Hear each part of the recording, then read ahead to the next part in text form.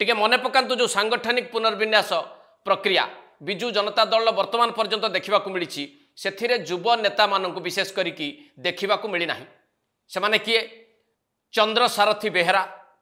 संबित राउतराय, रुद्र महारथी, विष्णुव्रत राउतराय, देवीरंजन त्रिपाठी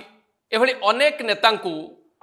सांगठनिक पुनर्विन्यास प्रक्रिया रे सामिल करा जाई नाही बा संगठन टारू दूरे रखा विधिबद्ध भाव में निष्पत्ति होती ता नहींले ये जो सांगठनिक पुनर्विन्यास प्रक्रिया है से थैथान करिवार निश्चित भाव उद्यम करा जाई थांता।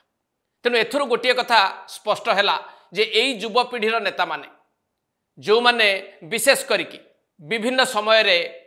एकाठी बसुछंती, एकाठी आलोचना करुचंती, दल बाबद आलोचना करुचंती बोली खबर नवीन निवास रे पहुंची बा विजु जनता दलर क्षमताशाली गोष्ठी जानिछंती से माने एमानकु दूरेइबार प्रयास मध्य करिछंती।